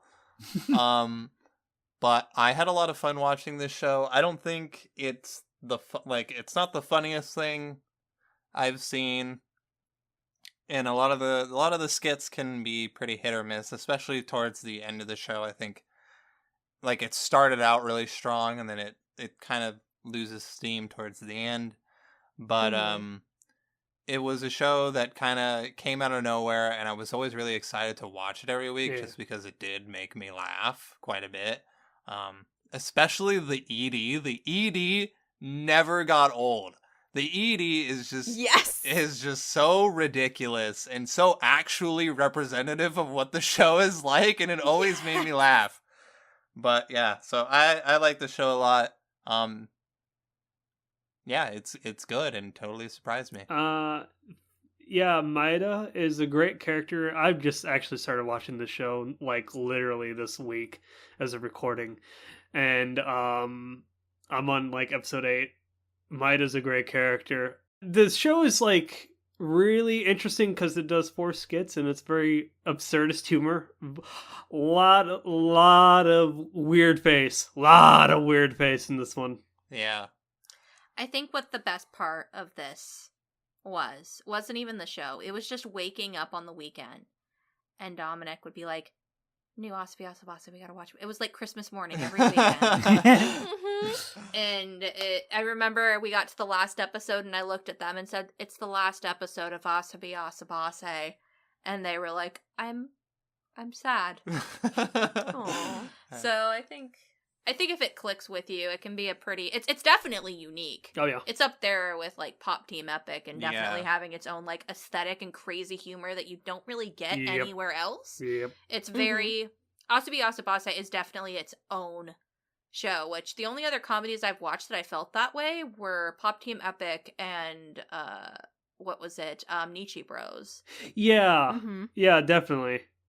There's stuff that distinctly makes it what it is, which is kind of cool. All right. Biggest surprise for me this year. Place Further Than the Universe. I think this one surprised most of us, actually. Yeah. Yeah. Yeah. What else could be said about the show? I said it in the episode. We talked about that in Laid Back Camp. Also another really good show. Both shows really surprised me, but this one, interestingly, strikes a balance of like just groundedness and the fact that and realism and the fact that it's about a bunch of girls that are like, if I recall correctly, about to graduate high school, so they're about to try to like enter the adult world, like go on their ways and like do whatever, but they want to leave a mark on their lives, and it's just powerful. It's got a good message. It's also beautiful. Again, as Cami said, Madhouse, that original property. It's got a good director and production team behind it. Beautiful music, fucking good acting, and just at the end of the day, you're like, man, this show's inspiring. Fucking New York Times, what's up? That's enough said. Nice. I think what's cool, and you kind of highlighted this, but not exactly, they're not all in their last year of high school. Oh, yeah. Some of them are off to go to college. Some of them are like, I think, much younger. And I think the main character is just about to leave high school. So they're all at really different points in their lives. At least in their high school career or where they are in their careers in general, but they all go to this one place to better themselves or find resolution. Yeah. So that's pretty neat. Okay, Cami, round us out. Okay. Accidentally more double dipping, but that's a-okay. Skullface bookseller Honda-san was absolutely my best surprise of this year. Like, God, what a show. I'm pretty sure I skipped over like that poster entirely when we were looking for shows in the season. Like, it's a skeleton working in a bookstore. Like, I was like, okay, this will probably be like a very meh short show or something. And then at some point, it might have been Suki on Twitter. Like, sure somebody was Suki. basically like, you have to actually try and watch the skeleton show. It's pretty good. And so then I checked out episode 1 and I was like, this is pretty fun. What a nice ride. And then just gradually we've been watching it every week, my boyfriend and and I just love it a lot. It's interesting. Like, the art at first looks very jarring and like even potentially unappealing, but like it just really grows on you to be unique and like it fits the show well. I love the fact that his coworkers also have these crazy like things on their heads, but they're all like real people. Yeah. I love the over-the-top reactions. I love the opening, which is like rocking out about book selling with like screamo and stuff.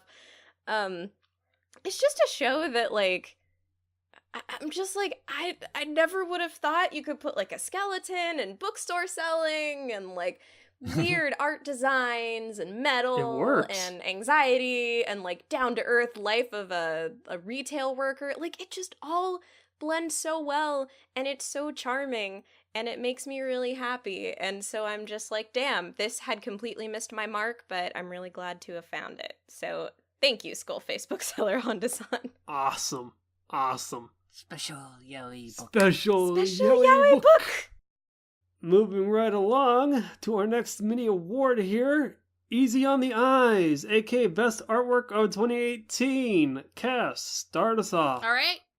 Let's get this rolling. So I'm going to talk about SSSS.Gridman, which is ironic because when I first watched the show, the first episode, I actually was a bit put off by the animation of the show, not necessarily because of its character designs or world designs or character fluid animations. Those were fine, but when it came to the giant robot fights, there were these disgusting CG monsters. And I think that the first episode actually had the worst one. It's very stiff. And I was very turned off by it. I was like, really, Trigger? I know you can do... I'm done. I'm so annoyed. I love it. Well, there's a difference. Like, you're very familiar with what they were trying to do. Mhm. And if there's one thing that I hate a ton, it's when CG is used without purpose, I guess. And I've gotten better with CG throughout the years, especially since we started doing this podcast. I've gotten a lot more open-minded with it, but I still see it as a nitpick or something that turns me off typically. I still, to this day, have not finished a show that is completely CG. Even ones that have interested me, like Ajin and others. But I was sat down and somebody explained to me, I think it was actually you, or maybe it was Zach. I think it was both of us. Explained to me that the reason why that character or that whatever it was, that monster kaiju looked the way that it did is because it was emulating the source material that it was based on. It was trying to make it look like, it was a guy in a suit fighting Gridman. And when I looked at it that way, I actually really enjoyed the show from there on. Yes. However, there was also I think it was episode 9 had so much crazy weird experimental animation going on. So good. And I know that I'll say it for Zach because he's not here to say it himself. He said that it was one of the best animated episodes of anime he'd seen that year. Yep. It is so wonderfully directed. And I agreed with him. I didn't gush as much with him at the time, but he's not here now, so haha, my time to shine. It looks really, really good. They did a lot of really cool things with space, putting characters away from each other, the ways characters were running and the way colors blurred. Angles were really experimented with as well, in addition to talking about the narrative in a way that's communicated through the artwork. Yeah. And that's something that I also had a huge lady boner for, and March comes in like a lion. So when a show can do that, I'm just like, yes, oh, yes, please keep doing this. And SSSS.Gridman has done that a lot in a lot of different ways. If there's one thing that you can expect from Trigger, it's for them to experiment. And sometimes that works out great, and sometimes it looks bad. More often, it's going to look good. And in SSSS.Gridman, they've done some of their best work, in my opinion. I've watched a lot of Trigger shows. So, if you want to watch something for just a aesthetic, it's one of the shows of the year that I would definitely recommend. In addition to it being a actually pretty good show, I think it was one of my honorable mentions. So, Red. Yeah, it looks good. It is a well-animated show. Jean? Right, so, as much as I admit there are problems with this series, but I have read ahead with the manga, so people have issues with the pacing, and I'm just here like, I am watching what I have already seen, just animated super pretty, so I am just enjoying it for the spectacle that it is. And it is Yagate Kimi ni Naru, or Bloom into You.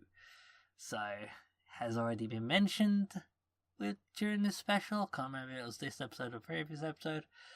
But, we have mentioned it. But, yeah, I am enjoying this. And, if anything, it is pretty. It is super pretty to watch. Especially the opening. Some of the things they do in the opening with the flowers and the mirrors, and yeah. But it's like they zoom in on the eyes, and that's a good pretty stuff going on with this series. So if anything, it is pretty and easy to like aesthetically very appealing to the eyes. Right on. Dom. Yeah, my Easy on the Eyes award goes to March Comes In Like a Lion. Yay! Yeah, so this is done by Shaft. They are a pretty good studio when it comes to how things look and making something that's visually like stimulating, I think. Even if they have their quirks, their little shaftisms, as I like to call them. Shimboisms, one might say. Yeah, basically. And March Comes In Like a Lion is not without those, but I think they're used here in a way that works and works well. And I think the show overall looks really, really good all of the time. And it is also incredibly good at using visual metaphor to enhance the story, which is a really good sign. Yeah. At first I was like kind of, like really struggling to pick something for this award. And then Cassie brought it up to me and I immediately remembered one of the scenes that I talked about on the review, where one of the shogi players is like, basically, the older shogi player is like, going through this whole thought process, and there's all this visual metaphor of him like burning up and everything, and it looks so good. And yeah, that I was like, yeah, okay, that works. Rad. So that's my pick. All right. My pick, it's easy to guess. It's Devilman Crybaby, my number one. I've said it, I gushed about it way too long.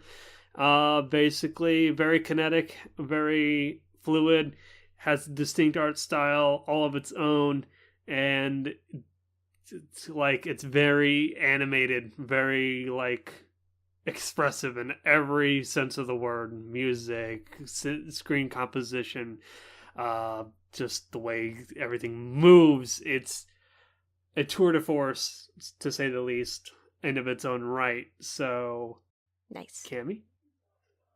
My best artwork, Easy on the Eyes, is from Koi wa Ameagari no Yoni, or After the Rain. I just really love this art because it's really stylized to look like a late 70s or 80s shoujo, which really gives way to a lot of the themes of the show and what it's setting up for. It was just really unique. Specifically in the eyes. The eyes were beautiful. The main character, Akira's purple eyes, are the most stunning thing I've ever seen. Every character felt like they had a good, unique design. There were awesome shoujo bubbles that were beautiful and accented every scene. I think that the way that this show looks is one of the more resonant things that I left watching the show with, and it was definitely a big treat. So I wanted to give it a mention. Nice. That opening too. Yeah, the opening, which is even better with pastel colors and stuff. Yeah, you should go check it out if you haven't seen it. All right, we're nearing the end of our celebration of the year. We have a few more categories here.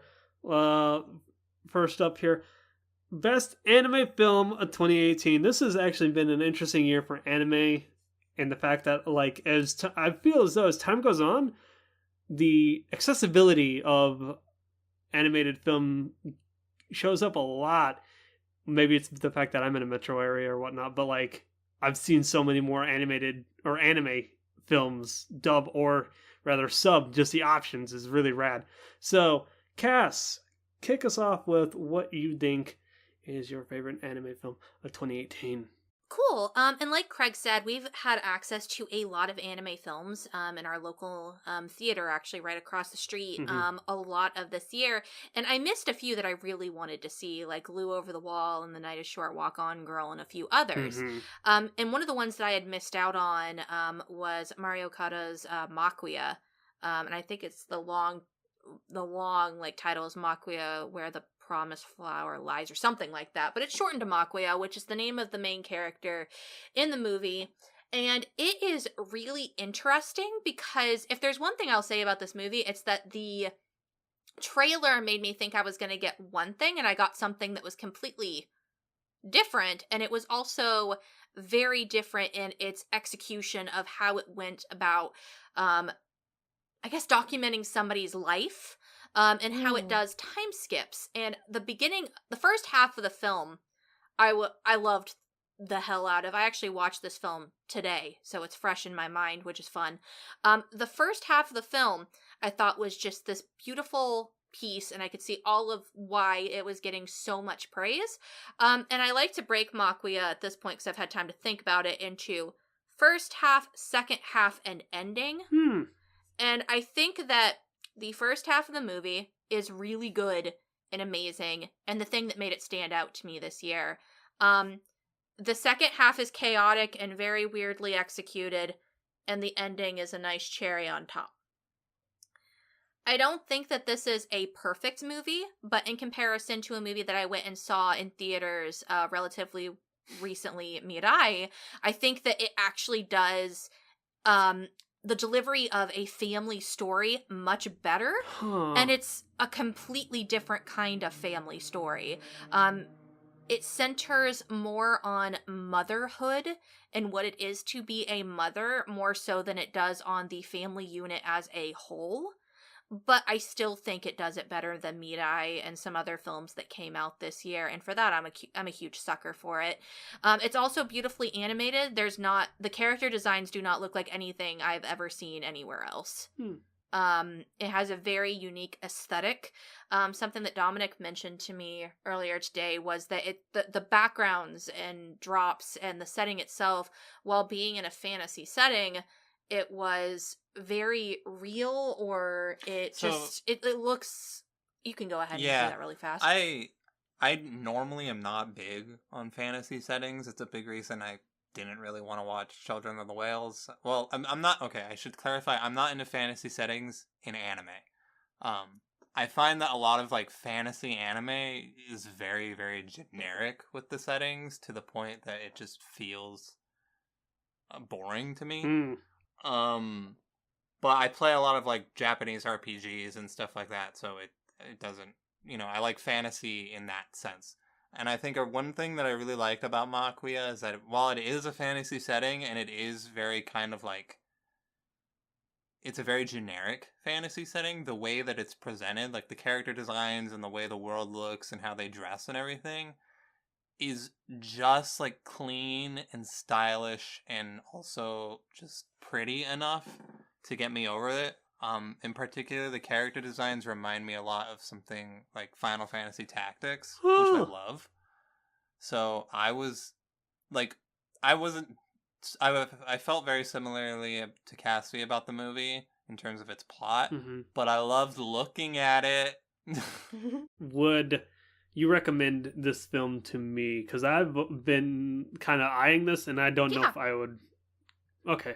I do. I think that Makuya, while not a perfect film, is a film that should be watched. And I don't regret putting it as my best anime film of 2018, because I kind of put it down preemptively before I watched it just because I was so sure I would like it. Yeah. Which, if I have learned anything from the last few years, I shouldn't do that. Just because I think I'm going to like something based on its staff or its story or its aesthetic does not mean crap. But I do think that while Makuya suffers from a turbulent second half that's delivered in not the best way, it is something that, especially if you enjoyed something like Wolf Children, for example, or if you enjoy fantasy settings, that you would probably get something out of. The people who really want to explore like the concept of motherhood will get something from this, but people who enjoy the human condition but also love watching things that look really pretty and don't mind, I guess, seeing the harsher side of reality. And I think that the thing that would appeal to you, Craig, is there's a lot of, especially in the second half, implications of what war and racism can do to a group of people. It's not executed the best, but I think it would appeal to you. There is also, very quickly, trigger warning, some interesting relationships explored briefly, and that's as far as I'm going to go. But if Freudian things tend to make you feel awkward, Oh no. you may want to be a little bit... It's not explored as in deep as you would think it is, but it's there at least briefly. Yeah. It's there briefly enough for you to feel mildly uncomfortable. It's handled in a good way. Yeah. It has a resolution that's fine. But it's there. Yeah, there's just a brief moment where you're like, oh, okay. But it does get resolved, and it is resolved in a way that makes sense. Gotcha. Yeah. And the way that problem was brought up in the first place makes sense too, and that's what makes it kind of unique. But anyway, long story short, I rambled about this when I said I would be brief, is that Makuya, while not a perfect movie, is probably the best one I've seen this year. Yeah. I saw a lot of movies that, while okay, were not something that actually made me think or did anything outside the norm. And while Makuya hits and misses in some places, it was a very different movie. And I'm really happy I watched it, and I would recommend people watch it. It just wasn't as impactful or as clean as I had hoped it had been in a narrative sense. Gotcha. All right. John? Sadly, my access to anime movies is not as open for me as it is for Cassie. So, My bad. but that's more my location more than anything. So, like, I think the only movies that actually came out in cinema here in the UK was probably the Pokemon Power of Us movie and the My Hero Academia movie, but both were also select cinemas that I would have had to travel quite far to get to, so still not available to me. So the only anime movie I watched that we agreed counted technically came out last year, but became like available for me this year, was Mary and the Witch's Flower. A lot of stuff from Studio Ghibli, who no longer at Studio Ghibli, came together and made a new studio, and this is their breakout works, but still looks and feels very Studio Ghibli. Yeah. And it in a very good way. So if you like Ghibli films, you should give this a watch, because it's very Ghibli. Because technically it is Ghibli, but technically not. Was it as British as you thought, John? Oh, I didn't watch it in the dub in the end, did I? I was going to. Yeah. But then I queued up in Japanese in the end.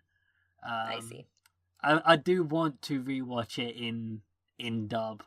Although there was a couple of bits that were a bit predictable, it was still a spectacle, and there was still some things that caught me off guard.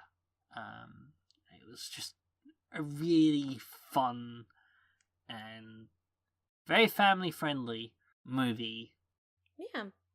Again, yeah, it's like, if you like Ghibli movies, give it a try, because very, very Ghibli-esque. Right on. Dumb. So, Craig stole Yeah, I did. my I did. anime film of 2018, but to be fair, he is the one who showed it to me, so I'll give him that.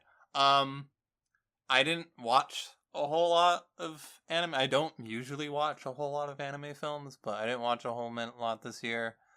And the other few that I did watch were not that great.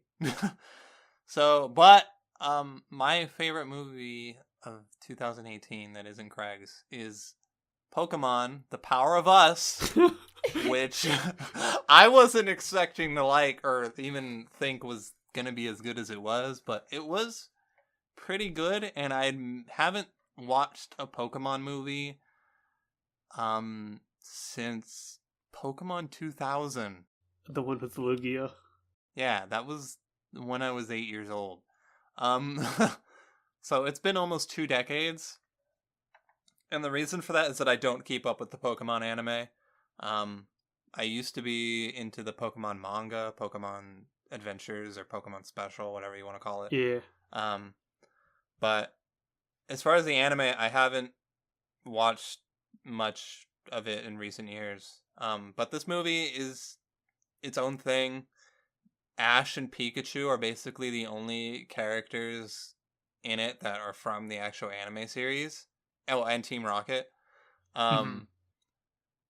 So, and it's got like, it's the thing I like about this movie is that it focuses on an ensemble cast, and each character has like their own little like, character issue.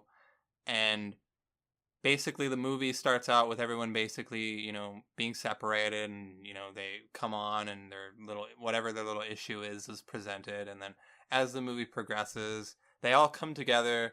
There's a big problem. They all have to solve it. And everyone kind of comes out of the ordeal, a better person, essentially, or they get over their hang up or whatever it is. And it's very by the books. It's very cheesy. I saw this with Cassie in theaters, and they would be like, "Oh, the power of Pokemon, or Pokemon power." And every time they would say that, we'd look over at each other and be like, "Pokemon power." And it's super cheesy, but I really liked it, and I had a lot of fun watching it. So Right on. I recommend it if you like cheese and you like Pokemon and kid stuff.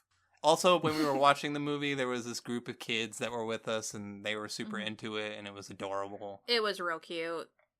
Cass, didn't you say that the movie's now available to download or pre-purchase on digital platforms? Yeah, I don't know if it still is, but I don't know why it wouldn't be. But from what I read, it's available on Amazon streaming service and on iTunes streaming service. Red. Don't hold me to that because I'm not sure if it still is or if that also was a limited run. I don't remember what the article said, but as of when I read an article about 2 weeks ago, it was available. Gotcha. Or a week ago. I don't know. My concept of time is... It's warped. Much like the movie I'm going to talk about. Batman Ninja! Yeah! Dude! Batman Ninja is so fucking rad. If you like Batman, or you just are wanting to turn your brain off for 90 minutes of your time and see Batman thrown back to feudal Japan to fight his rogues gallery, Joker, Penguin, Poison Ivy, Deathstroke, and Two-Face to save Japan. Yeah, you're in for a good time. It's animated so ridiculously well. It's so over the top. It's so extra. I watched this with Zach way back when. I watched this both sub and dub, and I got the chance to actually show this to Dom, like I'd say a few months ago, and yeah, holy crap, man! I love this movie. It's so good. It's so fucking like it is the quintessential like essence of like dumb action over the top, like a blockbuster in animated form. And it's like got this cell shaded CG kind of look to it, but it's very fluid and just very polished. It's got that really good polish, and it's got a good budget allocation, in my opinion. And when you think it's not over, it one-ups itself. And then it does it again and again.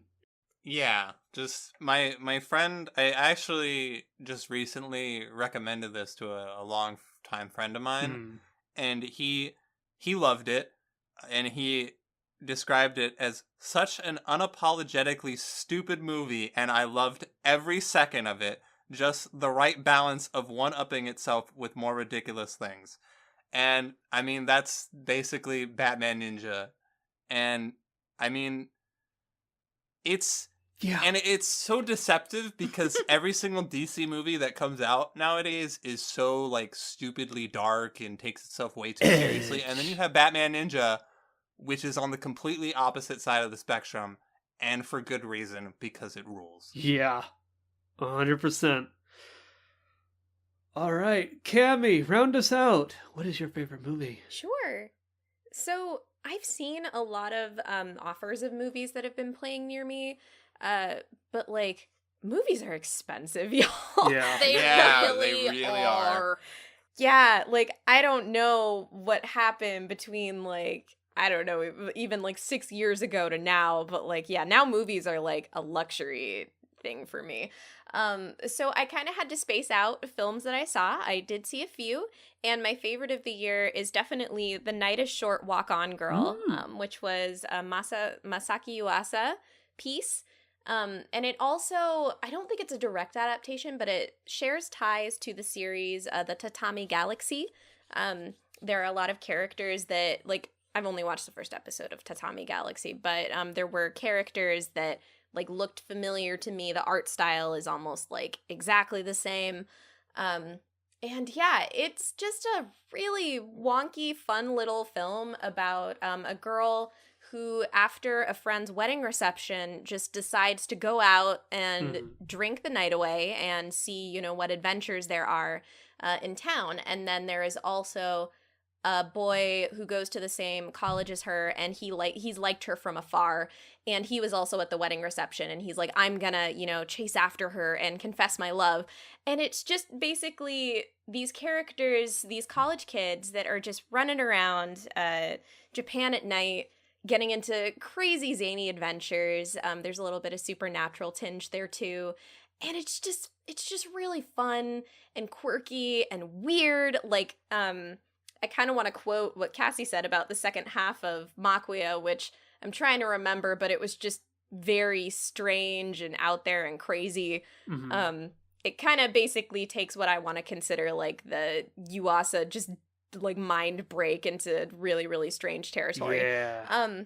But it's just all, it all fits itself very well. I found it really easy to just kind of sink into the kind of film that this was. There's a lot of good jokes. There's some sweet moments. It was just really fun, and it had a great song by Asian Kung Fu Generation at the end credits. And honestly, if I wasn't dirt poor, I would totally buy the Blu-ray that's now out for like $18. I definitely think it's worth watching, and it honestly got me a lot more interested into watching more Yuasa. I am too weak to watch Devilman Crybaby, but I am checking out Ping Pong, and we'll probably get back to the Tatami Galaxy at some point. That's awesome. So, Nice. so yeah, I highly recommend it. All right. And finally, last thing, just not anime related at all, but let's gather around, all. Let's get a little personal here. Let's talk about the highlights of 2018 in our personal life, or rather lives, that stood out to us real quick here. Cass, what stood out to you this year? Life events, anything, what have you? Okay. So I'm going to say let's try and keep this limited to 1 or 2 just because we are running way longer in the second part, but that's fine. You guys like hanging out with us. But I wanted to throw a shout out to Dominic moving in. Was probably the biggest and happiest moment of my year this year, as vomiting inducing as that might be for Craig. But it's just I've never actually lived with somebody before who I was dating, especially seriously dating, and I have found it to be a new but educating experience, and one that I'm really happy that I'm having. So there's that. Oh, also the whole healthy relationship part's pretty cool. Damn right. Doing pretty good with that. Thanks for contributing, hun. Yeah, I do my best. Also, it's looking like I got promoted. So I'll throw that out there too. It's heavily looking like within the last week I got a promotion. So I'm just going to go ahead and announce that here too. So those are probably my 2 things that are like, yes, something good happened this year, which is hard to think about sometimes. Brad. Sometimes the bad outweighs the good, and in this case, I think we're all doing a little bit better at finding the good. Those are my 2 good things. John. Not to say that there wasn't anything else good that happened to me this year, but the only thing that stands out as like, yeah, this was something definitely a highlight of my year, was definitely when I got to finally travel to America and meet everyone else of the Yeah. Annie chat box. We For love you, John. Komori-con. Got to hang out for a little over a week. Just, even if I did spend most of the time just chilling chilling with Cassie in her room while she was working, just quietly playing on my Switch, that was still just cool thing for me to be able to do. Just spend time with other people. People that I've dedicated a lot of my time to now, even without ever really having met most of them, or in Cassie's case only once before and for a couple of days. Yeah. Dom? So, yeah, I have to echo what Cassie said.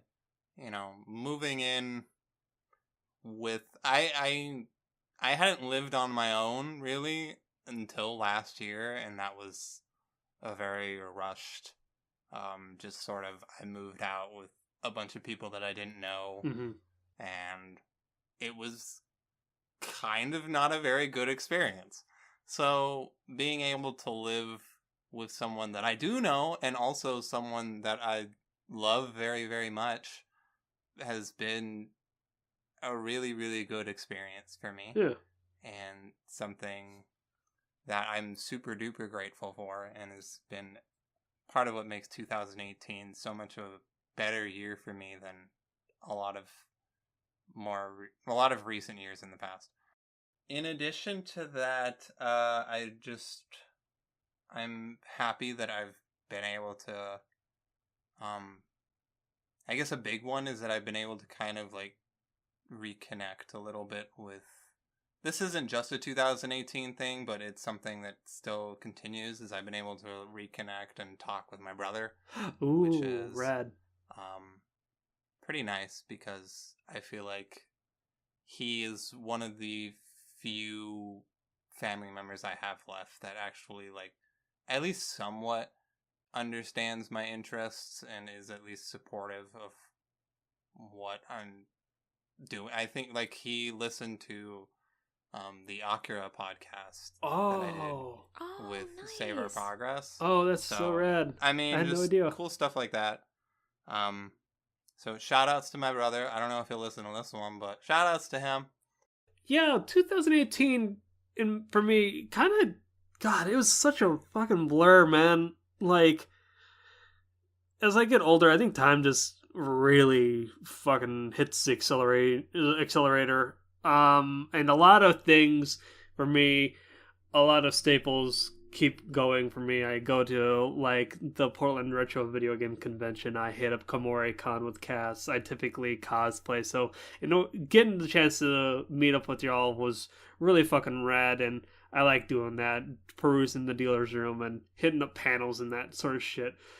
And just really kind of, at this point, really being recognized for work and actually being, along with Cass, getting a promotion. Like, it's not set in stone yet, but at the same time, they're offloading a lot of responsibilities to both me and her, and I find that both amazing and also, at the same time, kind of frustrating, because it's kind of a rush job. Not saying poo-poo on anyone, but it's the nature of corporate. So I'm both very grateful for the opportunity, but at the same time, it's just like, oh, we're going 0 to 60, no time flat. I need to ease into this dog. Oh, okay. But all part of life. You got to learn to adjust, and time waits for no one. Let's go 2019. Cami, what do you have? Okay, so I got into graduate school. I'm gonna pursue my master's degree in library science. Yeah. And extra shout outs to Cassie and Dom, because when I was like, can you please help me with my stupid essays that I have to write, they helped me with those application essays, because good God, I hadn't written an essay in like 3 years. Oh, yeah. So much thanks to them. Yeah, this is a decision that kind of was made by being in a really shitty place. And I was like, well, you know, this is a direction that I want to go and I'm just going to do it. And it was one of the few times in my life where I really saw a goal and steadfast. I was like, it's going to happen. When I told people that I was going to grad school, I just said, I'm going to grad school. Not I want to, not if I go. It was just, I'm going to go. And so I've been able to make that happen and I'm very happy about that. Just thanks to everybody that supported me along the way and helped. It's meant a lot. Yeah. And just in general, kind of along with that, I put in a lot of really hard, like, self-reflection and emotional work this year with a great counselor. And I've learned a lot about self-love and gained a lot of confidence. And, you know, things are showing for that. I'm able to pursue things now that maybe before I didn't think I was capable of. So, that also falls back to having an incredibly supportive network, especially since I moved away. So all of you in here in this call have been like massive support boards for me. If I haven't made that clear, I love you all a whole lot and you've done a lot for me, especially in this last year and a half. So I love you guys and thanks. We love Cami. We love you too. Love you too, man. I love all of you. Yeah. I think that's all a the good love. one. That's how we end out this year. Yeah. Yeah, it's just thank you again. This has been Annie Chatbox episode 93, the end of the year extravaganza 2018. Thank you all for staying with us this past year. And thank you for your continued listening, and thank you again for Suki and Sarah CorpsyAnn for supporting us on Patreon. You guys are amazing for being so generous to donate hot cash muns to our passion project that's now, you want to see more of that, and it goes a long way. Stay tuned for more reviews, more impressions, more hot takes in 2019. Love you all. Take it easy. Love you. Good night, everyone. Appreciate Bye-bye. all of your hot, sweet, delicious listening of podcast stuff and can't wait for more next year. Yeah. Listen to me.